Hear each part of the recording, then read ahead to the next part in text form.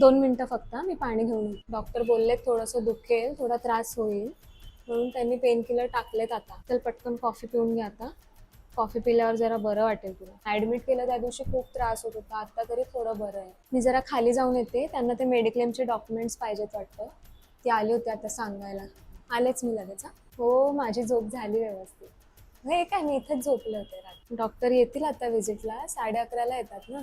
ते दुखतंय ना कालपासून, ते सांगायचं. हो तेच ना, हे बघा फ्रुट्सच एवढे जमा झाले, अर्धे मलाच खावे लागतात. हो अगं, पाठव घरून काहीतरी, ते हॉस्पिटलचं जेवण जात नाहीये. हॅलो, हां आले का तुम्ही? 3rd फ्लोअरला आहे मी. येते, थांबा मी लिफ्ट जवळ येते. नाही नाही, बसा तुम्ही, मी बसते ना इथे. हा तेच, टीव्ही पण ऑन नाही होते आणि मच्छर पण आहेत थोडे. बघा ना जरा, कालचा दिवस पण असाच गप्पा मारत मारत गेला. कसे लोक जरा येत राहिले ना, माइंड फ्रेश राहतं, नाहीतर एकटं पडून पडून असं टेन्शन व्हायला होतं खूप. नाव नाही माहिती मला. एजेड आहेत का जरा? ते बाजूच्या वॉर्डमध्ये आहेत वाटतं. चादर तुझी तूच टाकलीस का? सांगायचं ना मला, परत थोडक्यासाठी त्रास झाला तर काय करणार आहे.